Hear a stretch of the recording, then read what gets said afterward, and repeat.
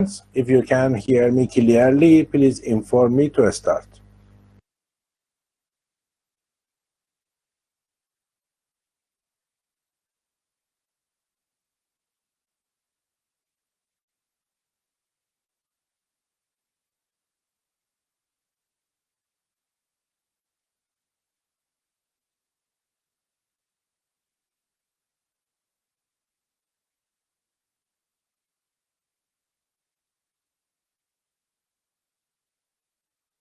Okay, good.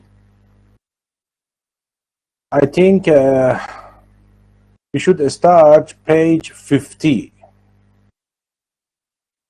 If it is okay, I continue. If not, please tell me. Page 50. Shigella.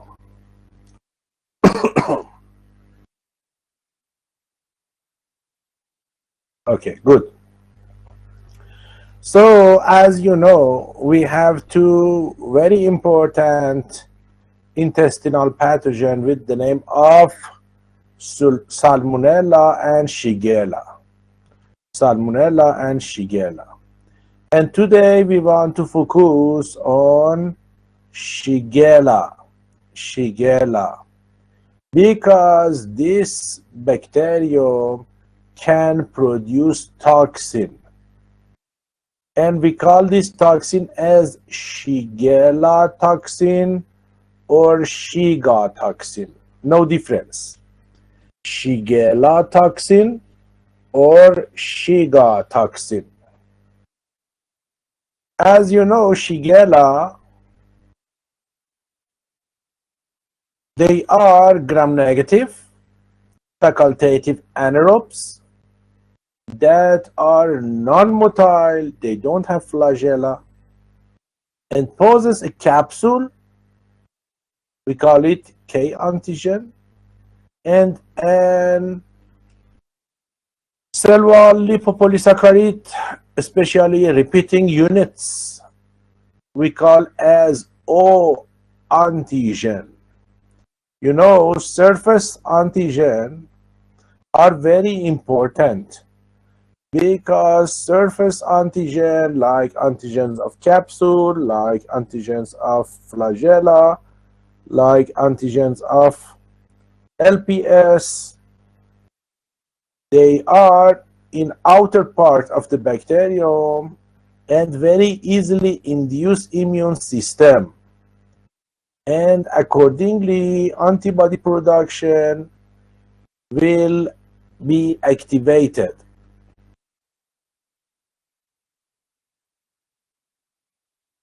There are 4 species of Shigella, which their disease name is Shigellosis. Shigellosis.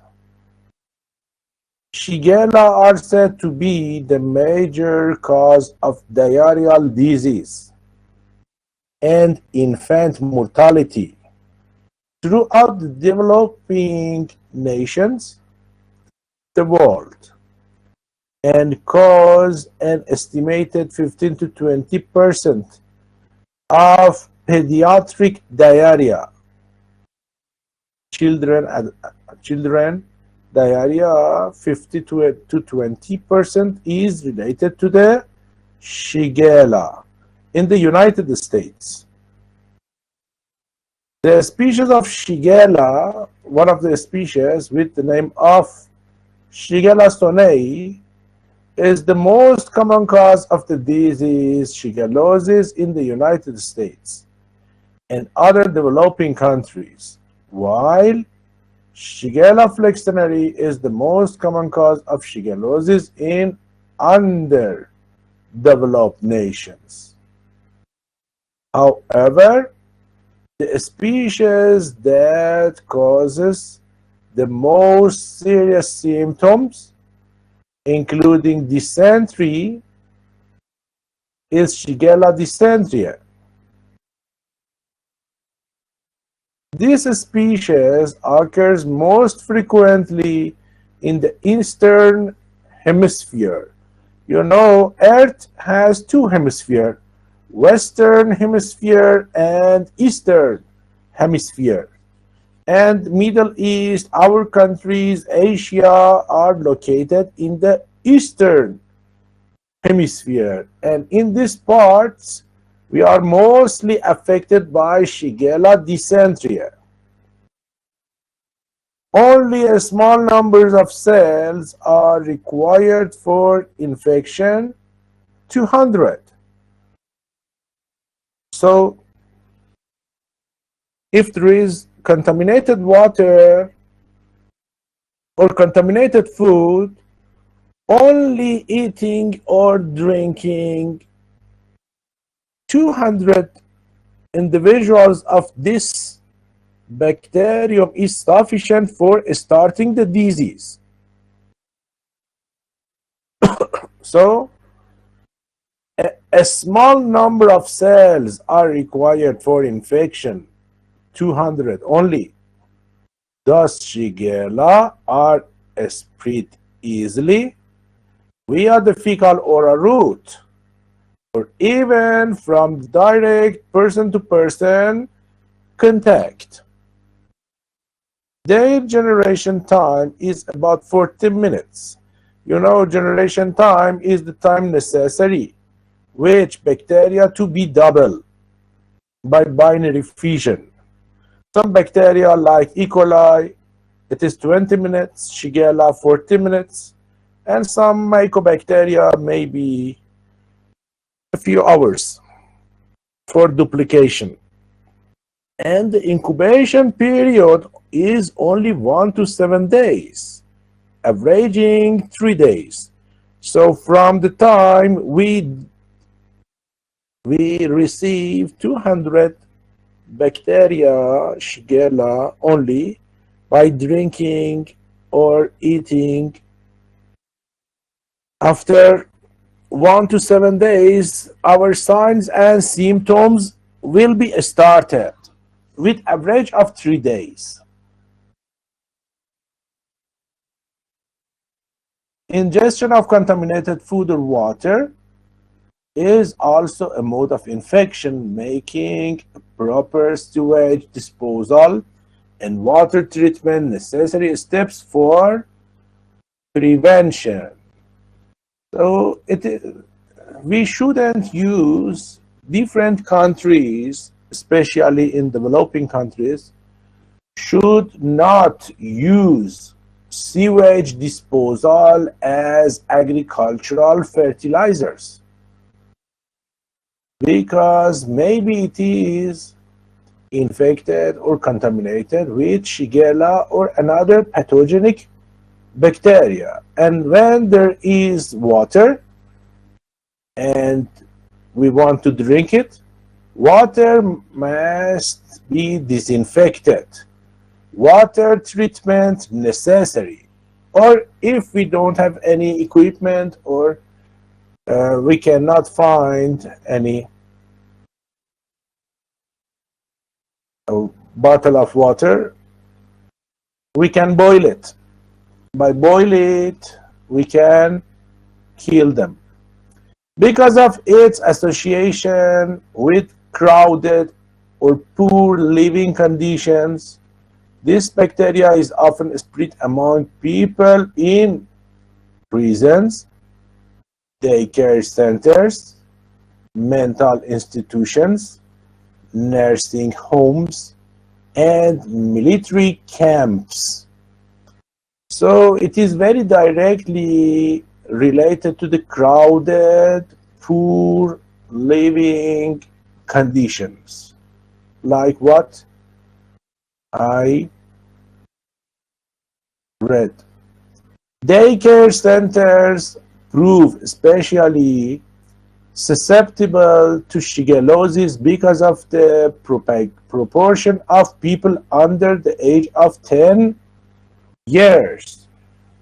So crowded places has a potential of shigellosis, and when they are, the people in crowded place are those children beyond 10 years, so they don't know very well how they should use hygiene protocols. So shigellosis will be more in these situations. Secondary transmission of bacteria can occur, and the organism may be carried by its host for an entire month after convalescence. So even though one person feeling he is very well, after 1 month of starting the disease, even though in this time it is possible for transfer of bacteria from infected person to sensitive person by oral fecal route. Shigella can even be carried by a host for several months by establishing a chronic carrier condition. Sometimes the relationship between parasite or pathogenic bacteria with host as a human turning to the chronic infection. And these people, because they are asymptomatic, they don't show any signs, they don't show any symptoms, we call them, they are in chronic carrier condition, similar to other enteric bacterial infections. And in these days, again, this infection can be transmitted from one person to another person. One mechanism of escaping this bacteria from immune system is that they like to remain inside cell. And when there is not sufficient food in the cell, directly they go from one cell to another cell. You can see this bacterium infect the cell, try to go inside. Now bacterium is inside the cell, then doing multiplication, and directly it goes from one cell to the neighbor cell, and in the neighbor cell again multiplication can be continued, and this is intracellular dissemination. Dissemination means travel, spreading, going from one place to another place. So they go from one cell to another cell directly without going outside, because you know our soldiers, our antibodies, our immune systems are working outside the cells. They try to find bacteria outside the cells, so they know it and they don't come out. And very successfully they can escape from macrophages, from white blood cells, from antibodies. So they don't go, they don't come out. So at first it is adhesion, finding the suitable cell and attach. Okay, and then they tend to go inside. It is actin polymerization, endocytosis, because this bacteria don't have flagella. Because this bacteria don't have flagella, so they don't have motility. Their motility is related to what? Polymerization of actin.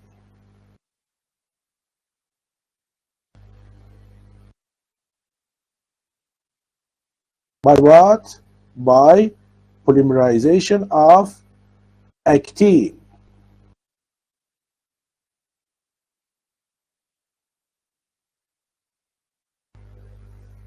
Then it is endocytosis. Then they do lysis endosome membrane. They come out in the cell. Then by actin polymerization, they spread in the cell and try to go to the neighbor cell, and again by lysis of the two membrane, they go out from the endosome, and then they can multiply in the cell, and in this fashion they can going to the other parts.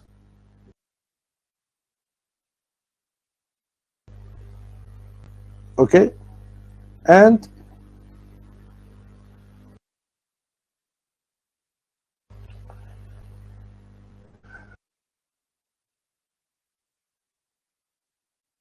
this bacterium, Shigella, pass through our stomach and then going to the small intestine and doing multiplication in the cells of small intestine. There are some places in this part we call as Pierce patch. You can go through the anatomy of intestine and you can see this. So Shigella invade villus cells of large intestine, but mostly in a small intestine, by penetrating the colonic mucosa, but don't invade the blood, or perforate the intestine beyond the epithelium into lamina propria, a part of intestine. Shigella enter intestinal mucosa, entering, by attaching to and invading lymphoid cells in Pierce patch. So there are some cells of lymphoid cells.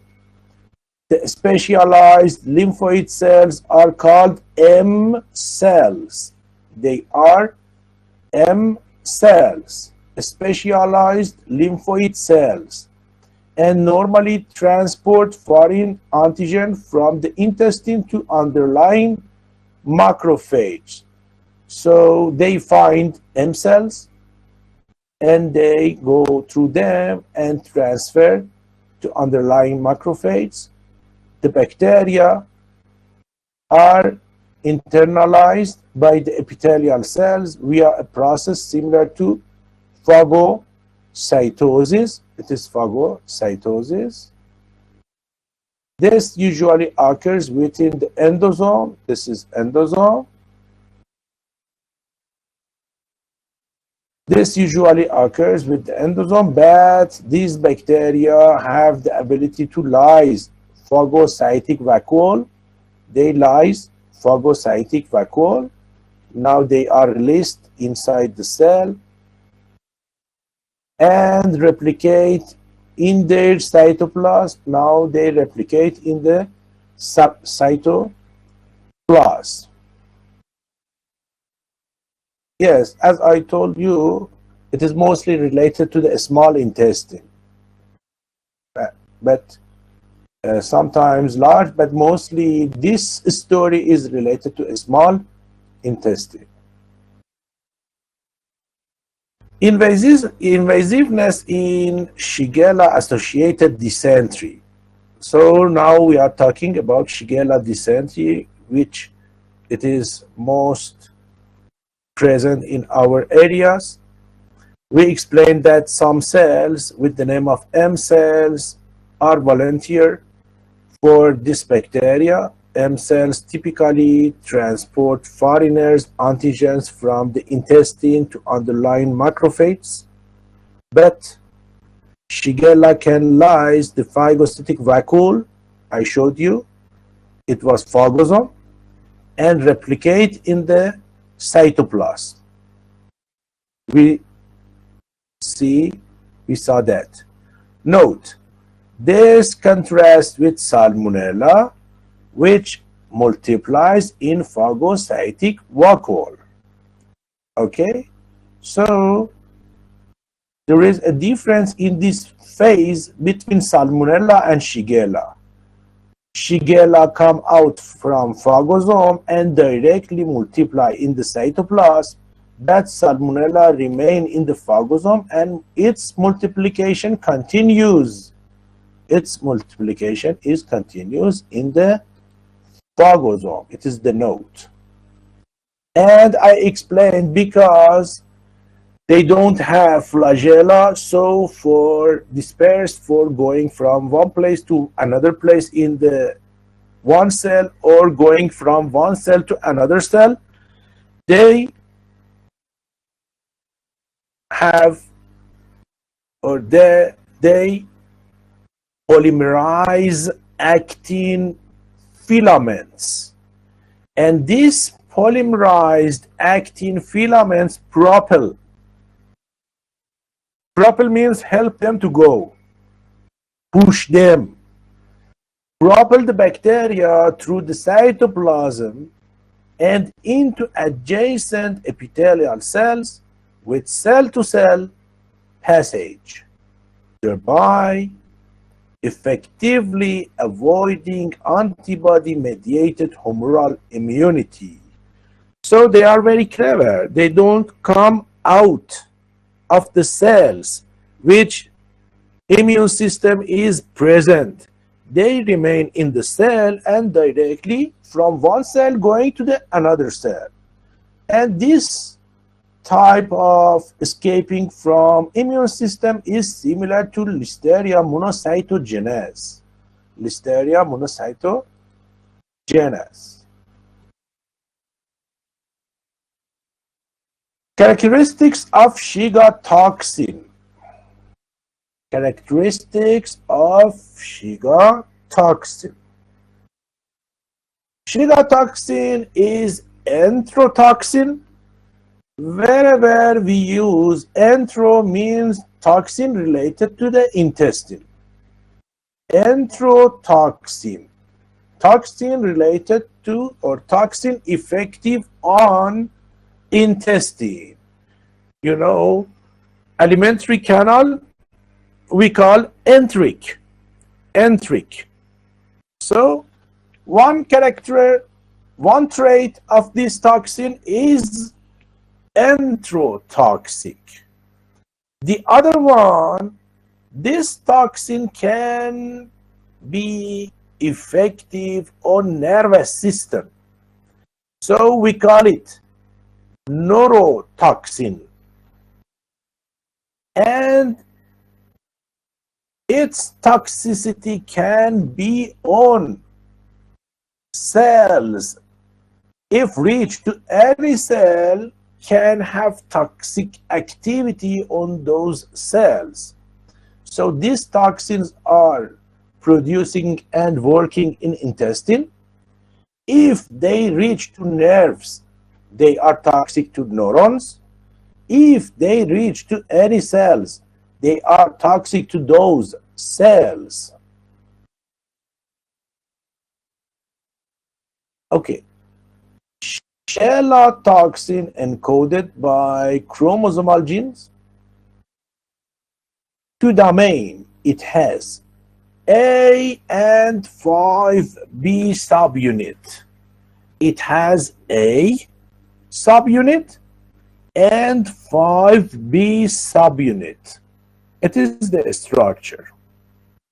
See, 5B is look like car and A is look like the driver. Which one is important? A is very important. B is only vehicle. B is only an only instrument for reaching to the target cell. But the catalytic part, the catalytic subunit is A. A is very important, and B is only used for sending this to the target. It is look like letter and envelope. Which one is important?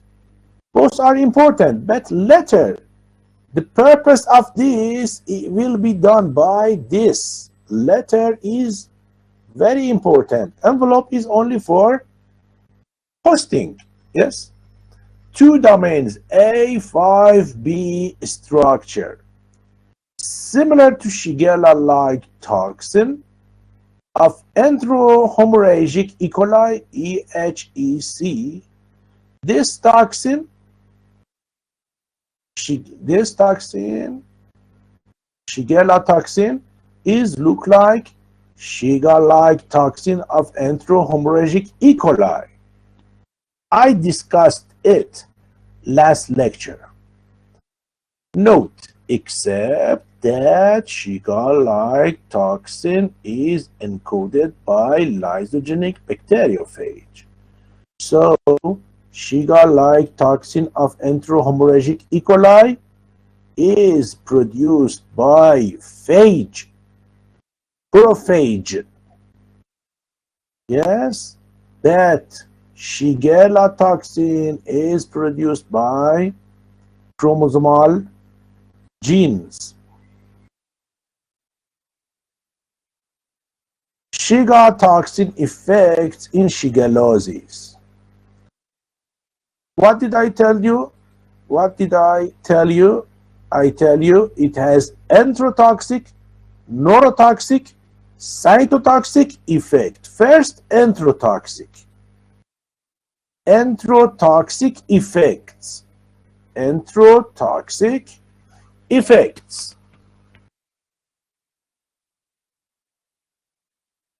So suppose Shigella are present in the intestine and they reach to cells and produce enterotoxin. This toxins adheres to small intestine receptors. Yes. Blocks absorption or uptake of electrolytes, glucose, amino acids from the intestinal lumen. So, what is the job of intestine, a small intestine? The job of a small intestine is absorbing electrolytes and sugars and amino acids. And this toxin blocks it. This toxin blocks absorption, electrolytes, sugars, and amino acids. Note, this contrasts with the effects of cholera toxin, which I will explain it after half an hour. This contrasts with effects of cholera toxin, Vibrio Cholera, and labile toxin, LT, of enterotoxigenic E. coli, ETEC, which act by blocking absorption of sodium, ion, but also cause hyper secretion of water and ions of color, potassium. So it is low potassium, hypokalemia, as well as carbonate, loss of bicarbonate, which bicarbonate is using for buffering capacity, leads to metabolic acidosis.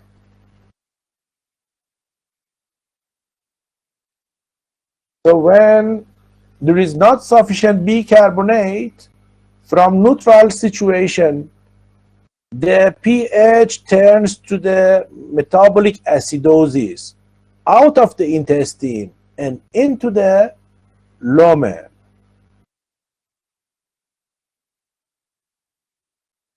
Shiga toxin effects in shigellosis. The second part, the second one,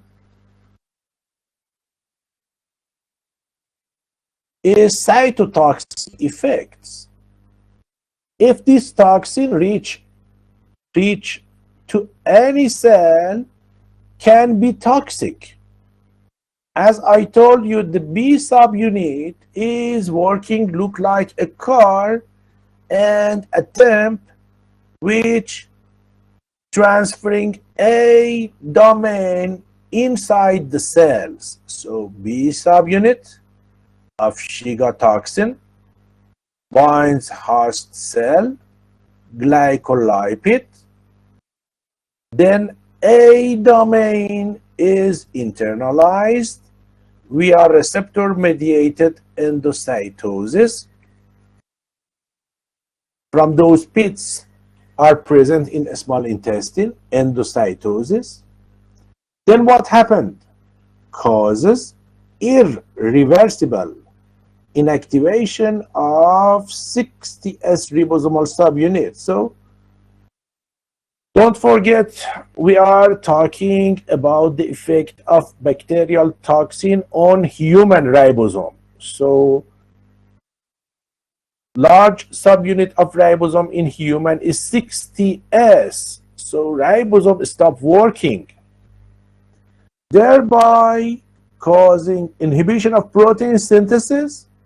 Not in bacteria. We are talking about protein synthesis of those human cells which toxin reach it. Cell death. So those human cells which this toxin reach go to die. Microvascular, there are many veins full of blood around the intestine.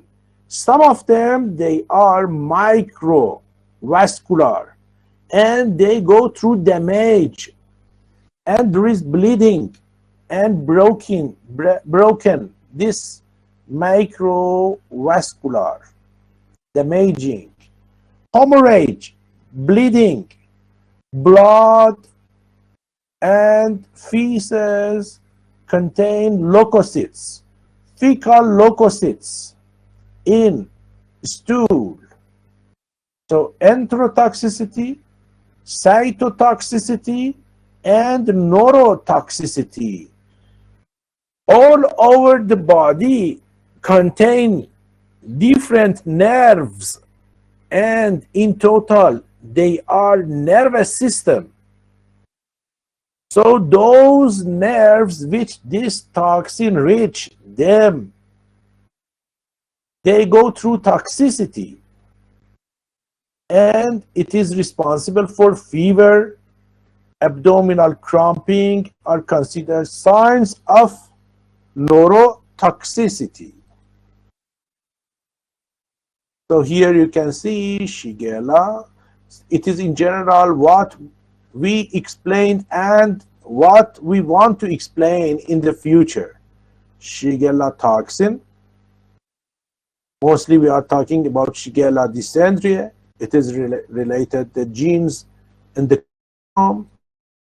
5B attached to glycoprotein, glycolipid, and of protein synthesis, cell death, which are explained.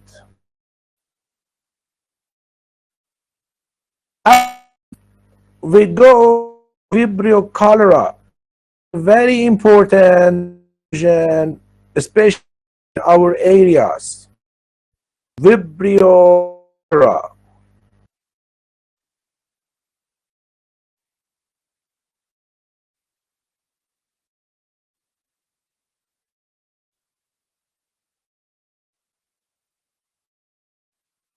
Okay. Yeah, Mr. Ali Majida. Yes, it's, you can complete it's, you know, many things, many things, trying to summarize, and we finish on time, so maybe some things interesting and can be added by you. It's okay, very good. Vibrio Cholera. Vibrio Cholera. Incubation period from the time bacteria come to our body till signs and symptoms to be obvious, 2-3 days takes time. High infectious dose.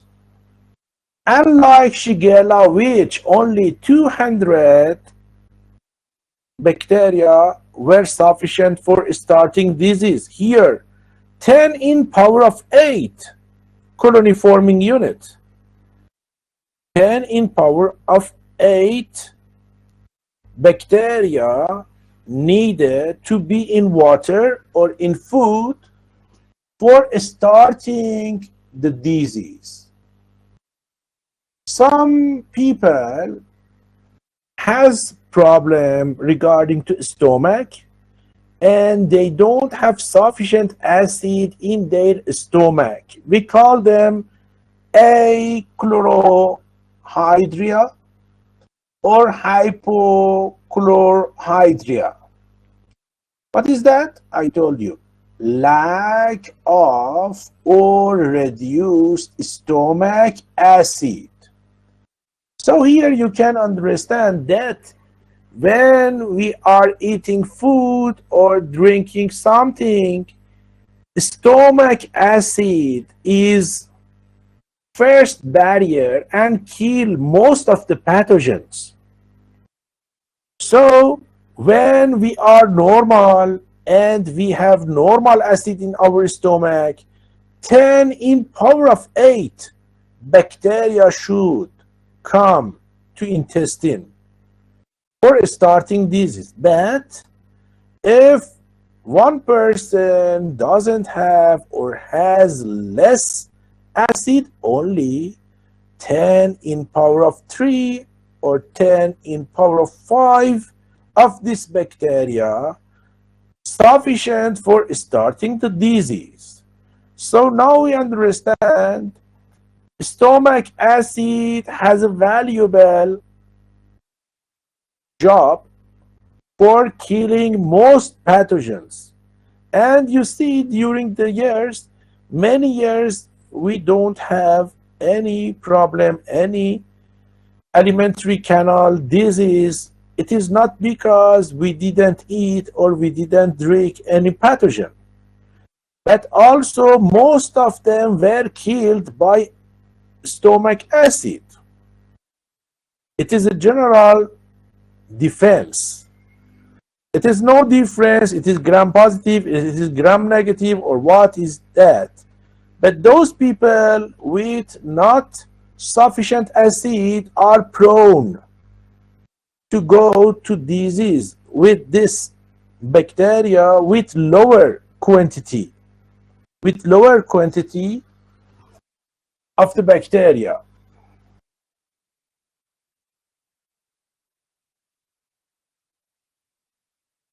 We are mostly, dear student Murtaza Sajil Jasem, we are talking mostly regarding to the stomach acid. Stomach acid. So sometimes people asking, what is this acid in stomach for? What is the main job of the acid? Is working as a defense against pathogen by killing them. Yes? So first food coming, before eating you use refrigerator, you boiling milk, you cooking food. But with these things, again, our body do their job. First job is by stomach, by acid stomach, to kill many of the pathogens. Suddenly or abrupt onset of vomiting and life-threatening. So if one person infected and disease by Vibrio Cholera start, there is vomiting, and sometimes maybe it goes through life-threatening. It goes through life-threatening with watery diarrhea. Why it is life-threatening? Because 15 to 20 liters per day we lose water with diarrhea. 15 to 20 liters. How many liters do we have blood to lose 15 to 20 liters? So this person must go to hospital and using serum injection with hospital care. If not, without physician, without helping, without rejoining water, this person may be going through life-threatening watery diarrhea. As more fluid is lost, feces strict stool changes to rice water stools. So stool appearance is rice water stool, colorless, odorless, and no protein. Now going through the toxin of Vibrio Cholera. Our main job is focusing on the toxin. Toxin lead profuse. Profuse means a lot.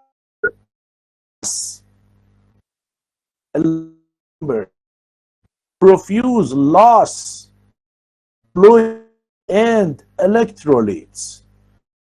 If cholera is in one person, so this person lose its especially sodium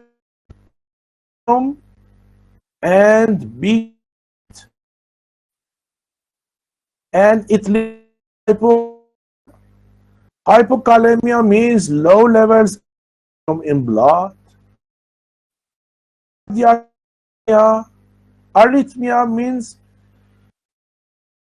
heart is in rhythmic situation.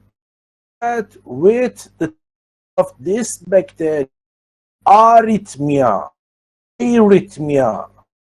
heart cannot fairly, as well as intestine, as well as blood and heart is renal failure, means kidney can work properly.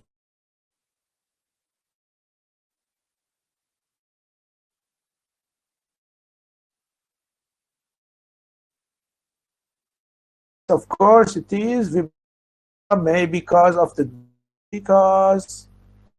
hydration, lose of water and electrolytes, of course. And heart problem, arrhythmia most related to the potassium. So of potassium not working properly. That to is high volemic show.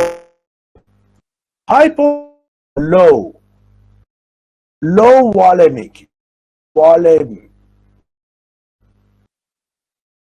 What? What?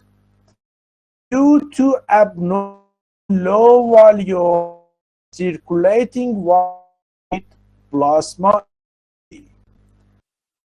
When there is not absorption of water and electrolytes. So suppose how many do we have blood?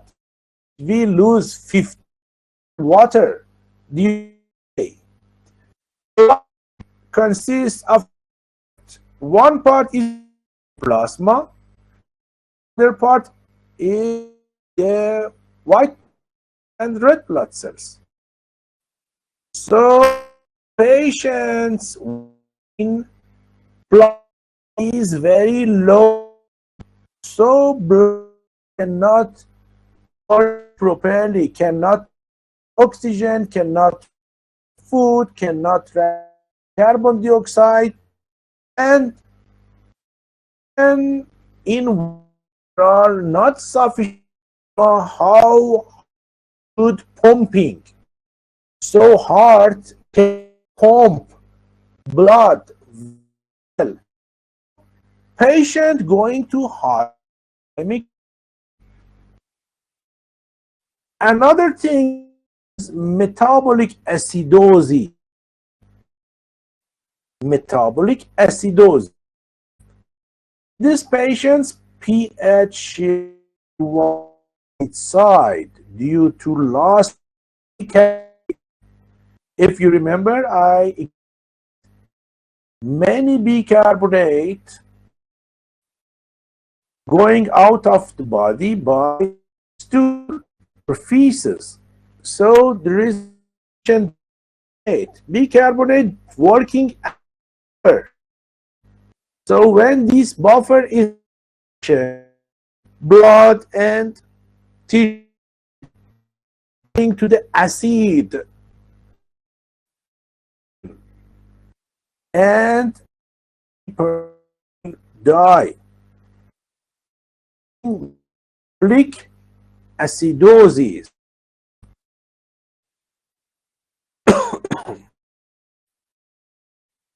So, and pathogen have any pathogen some virulence factors.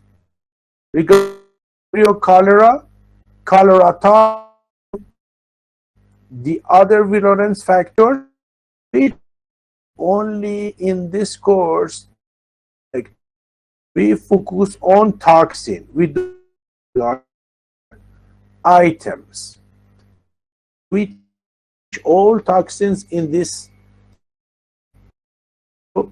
hypersecretion water. So cholera toxin, what is the biologic effect of hypersecretion of water, and patients go to die. The others we don't discuss it to this course, but you as you like.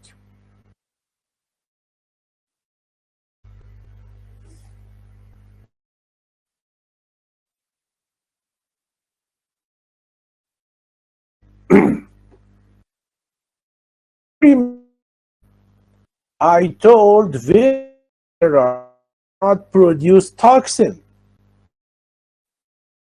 Its friend do it. His friend lysogenic vibriophage. So instead told that some bacteria related to their chromosome. Some, as we explained, that some bacteria to the plasmid. Yes, we explained bacteria don't have any related to toxin. Virus or bacteria come to the cell and viral genome can incorporate to the bacterial chromosome as the prophage, and with this friendship relationship, virus give more pathogenicity to bacteria, so bacteria can attack to the body, receive sufficient food, as well as to be as a home for the virus. And virus multiply at the same time that bacteria multiply without any interfere to their works. Virus don't interfere to bacteria and bacteria don't interfere to virus. Both have a nice friendship to each other to attack to our body. So as I told you, vibriophage, it is vibriophage, you can see, and its name is CTX-Psi. CTX-Psi. It is coming or infecting the bacterium. What is the bacterium? Vibrio Cholera. Visual depiction of the CTX-SI integration and replication. The CTX-SI virion recognizes the cognate Vibrio Cholera toxin coagulated pilus.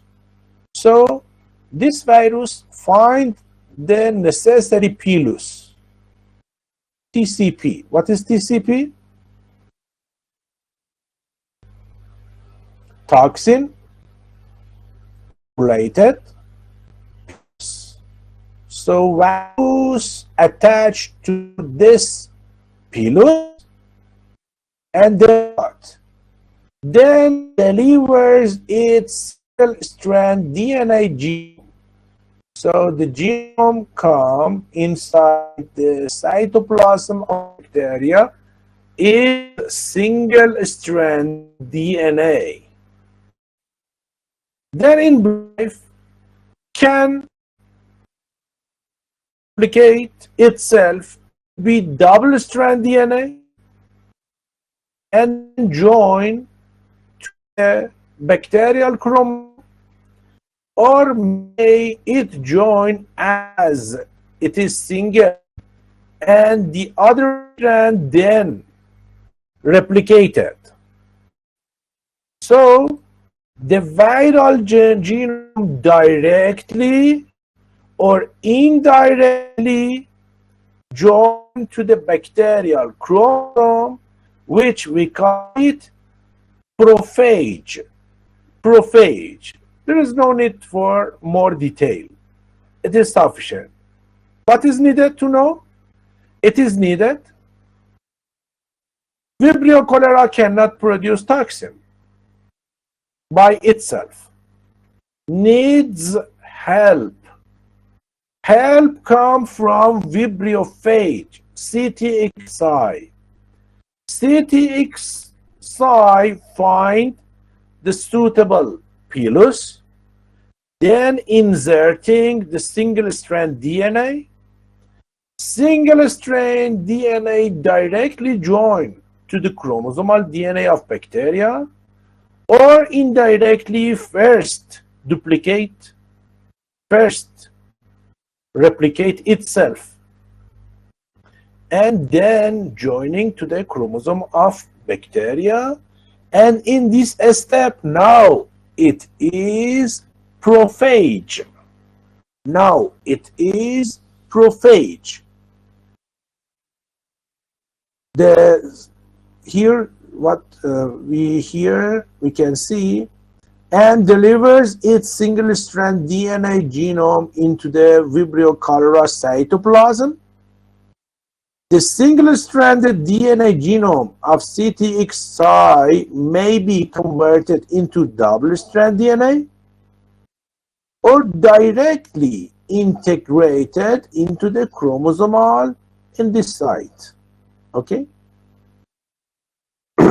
So now we have a bacterium which it has endosymbiont. Now Vibrio cholera has an endosymbiont.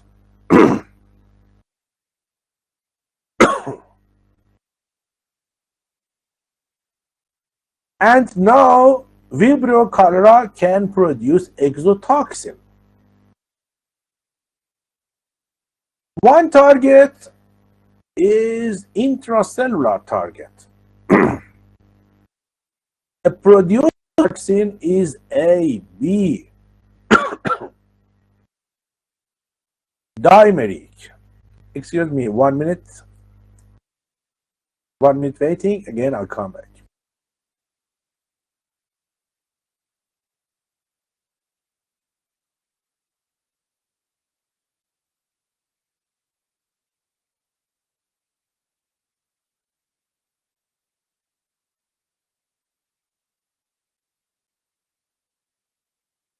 Okay, we continue.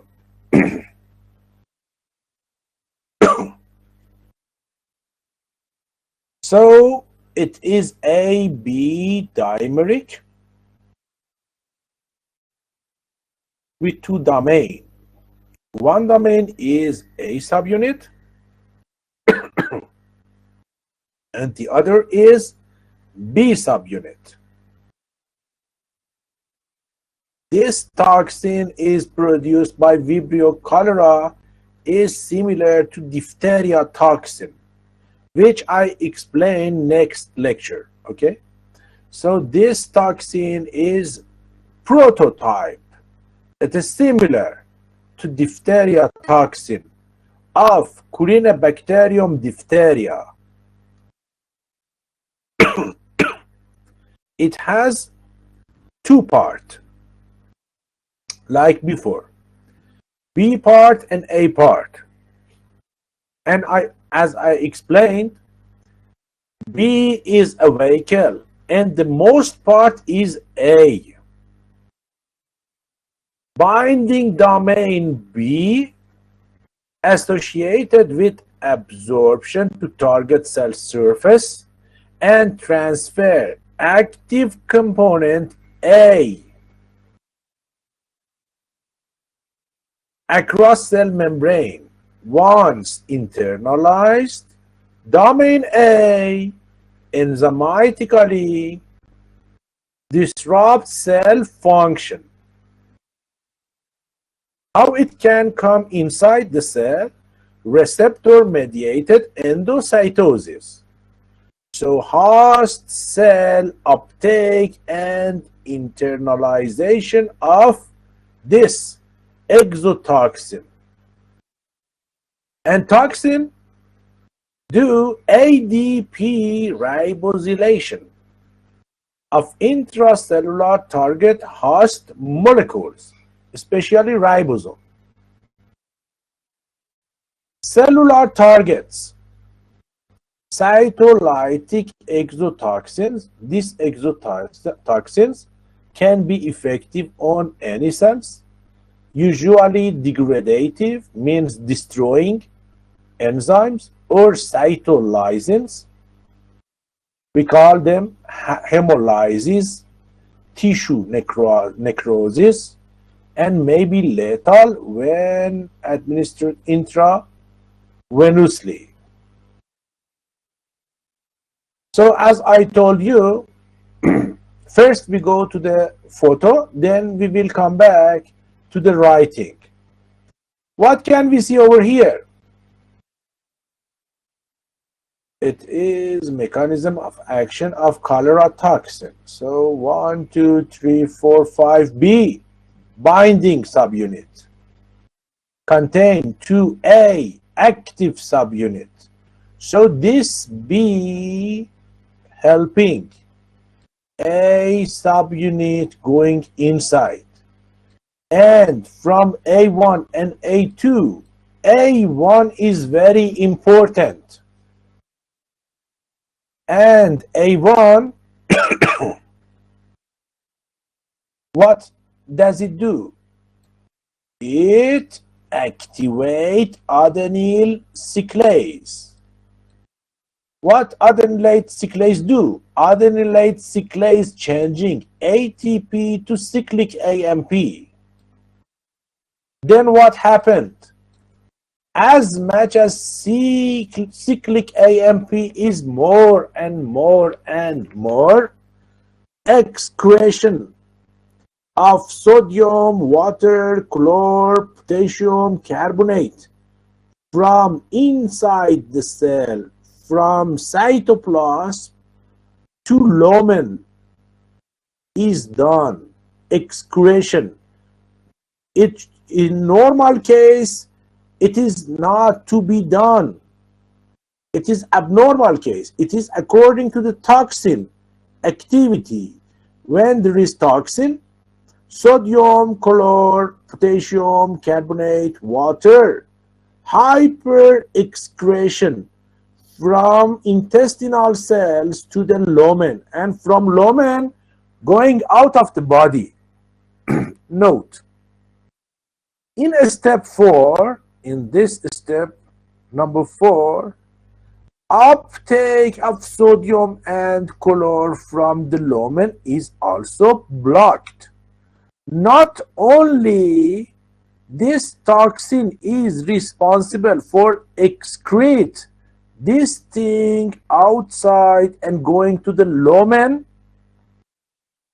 not allowing color and the other ions return back.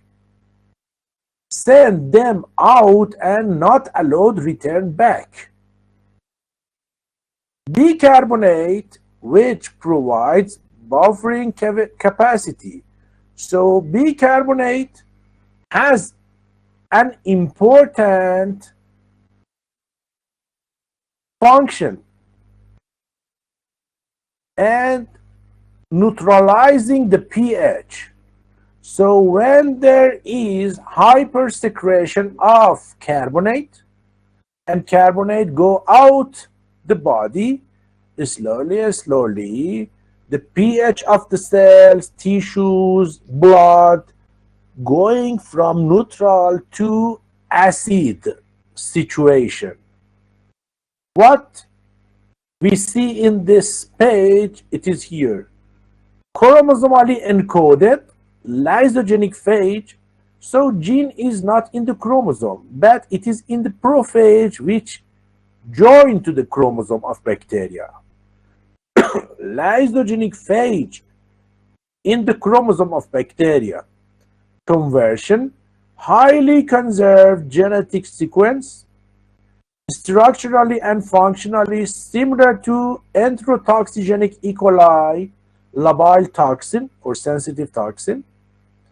B subunit binds to GM ganglioside receptors in the small intestine. Reduction of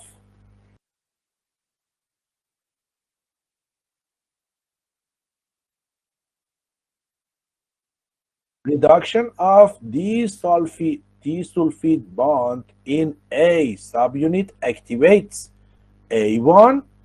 A1 was very important fragment that ADP ribosylates guanosine triphosphate binding protein by transferring ADP ribose from nicotinamide adenine dinucleotide.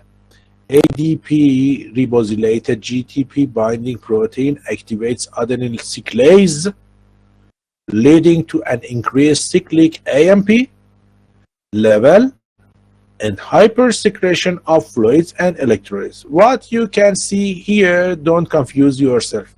It is very easily can be found in this photo. Very easily you can understand it. So again, if Vibrio Cholera containing Vibrio phage coming to the intestine produce toxin, it has 1, 2, 3, 4, 5B and 2A by help of B or binding site, binding subunit, the active site coming inside, and A1 is important, A2 removing.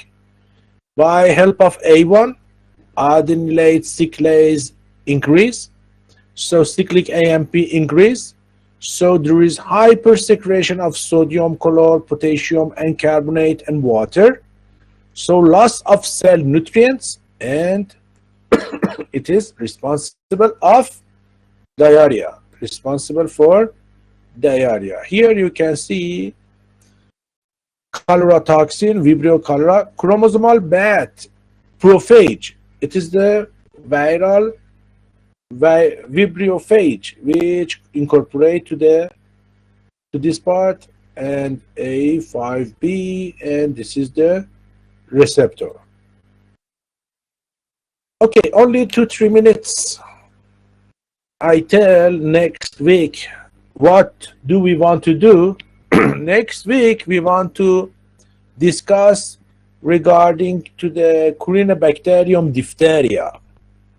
We want to talk about toxin of Corynebacterium diphtheria. if you didn't forget, some bacteria can produce toxin according to their plasmid, some according to the chromosome, and some according to the help of virus. Till now, you could understand most of bacteria with help of virus can produce toxin. One of the most important functions of lysogeny from a medical point of view is the synthesis of several exotoxins in bacteria such as diphtheria. Next lecture we have it. Botulinum, we explained it. Cholera, we explained it. And erythrogenic toxins of Streptococcus pyogenes we will discuss later. These toxins are related to the help of virus to the bacterium. And the toxin of Corynebacterium diphtheria has two subunits, subunit A and subunit B. So A is active and B is binding. B has two domains, and these three connect to each other. As you see, this is the big size subunit. It is a small one A, like this is A, and this is B, which has two domains, and which these sulfide bonds, they connect to each other. It is diphtheria toxin. These are schematic structure of diphtheria toxin. So next week we will discuss how a phage infect Corynebacterium diphtheria and how Corynebacterium diphtheria produce toxin, and what is the mechanism of action of this Corynebacterium diphtheria toxin on the body and what happened later. Okay, is it any question? If it is any question, please ask me.